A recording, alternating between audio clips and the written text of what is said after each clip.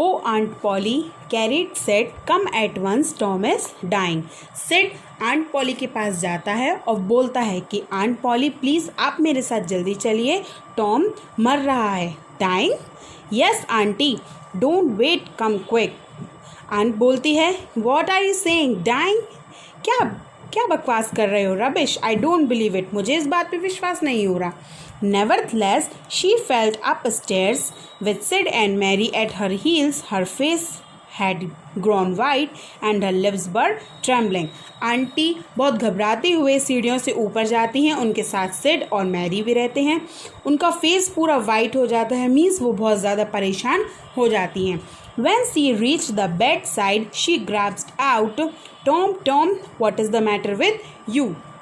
जब aunt poly Tom के bedroom में पहुंच जाती हैं, वो बेड के साइड में खड़े होकर बोलती हैं कि टॉम क्या हुआ तुम्हारे लिए?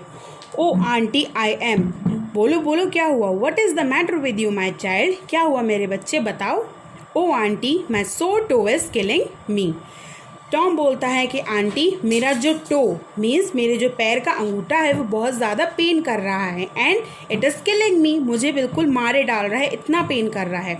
The old lady sank down into the chair, she laughed a little, then cried a little and then did both together. Old lady means aunt Polly फिर चेयर पर बैठ जाती हैं और थोड़ा सा मुस्कुराती हैं। Oh Tom what a shock you gave me, कहती हैं कि टॉम तुमने तो मुझे डरा ही दिया था। Now shut up that nonsense and climb out of your bed. वो कहती हैं कि अब तुम अपनी ये बकवास नॉनसेंस बातें बंद करो और अपने बेड से बाहर आओ। The groans ended and the pain disappears. फिर थोड़ी देर बाद ही टॉम का टो सही हो जाता है। Tom felt a little foolish and said aunty my toe hurt so much that I forget about my tooth. फिर टॉम आंट से बोलता है कि अरे आंटी मैं तो आपको बताना ही भूल गया, मेरे पैर ने मुझे इतना परेशान किया, इतना दर्द किया कि मैं अपने दांत के बारे में तो भूल ही गया। Your tooth, what is the matter with your tooth? Aunt बोलती है कि तुम्हारा दांत क्यों, अब उसे क्या हुआ है? One of them loose and aches awfully. वो बोलता है कि एक मेरा टूथ लूज है और वो मुझे बहुत ज़्यादा परेशान कर रहा है। There now don't begin that groaning again, open your mouth. Well your tooth is loose but you are not going to die of them. अच्छा अब फिर से एक नया बहाना, चलो दिखाना ज़रा तुम्हारा टूथ कैसा है। अगर वो दर्द भी कर रहा है तो उससे तुम डाई नहीं हो जाओगे। Mary get me a silk thread and a chunk of fire out of the kitchen.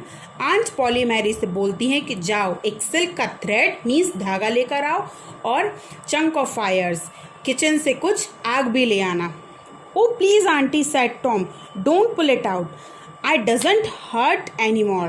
Please auntie don't pull it out, I don't want to stay home from school.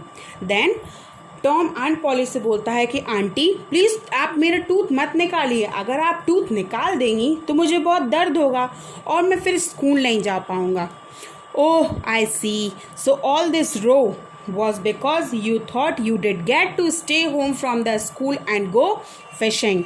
अच्छा अब मैं समझ गई हूँ, ये सारे बहाने तुम घर पर रहने के लिए बना रहे हो, जिससे कि तुम घर पर रहो और तुम फिर फिशिंग करने के लिए जाओ।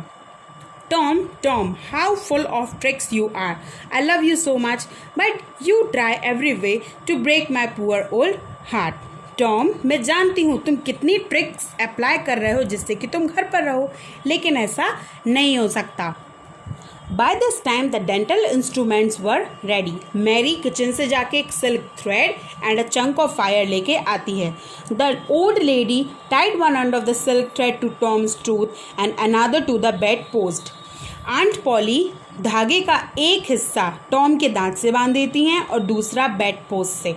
Then she seized the pan of burning coals and suddenly thrust it almost into the boy's face. Then वो फायर को टॉम के फेस के पास लेके आती हैं। The tooth was out and dangling by the bed post, जिससे कि Tom का टूथ निकल जाता है और बेड पोस्ट में ही हैंग करता रहता है। Tom Said Aunt Polly, now that your tooth is out, you should go to the school. You should not have frightened me like this. फिर आंट पॉली बोलती हैं, लो टॉम, अब तो तुम्हारा टूथ भी बाहर हो गया, अब तुम जल्दी से खड़े हो जाओ क्योंकि तुम्हें स्कूल जाना है और अब ऐसी ट्रिक्स मेरे साथ प्लीज़ अप्लाई मत करना। Thank you.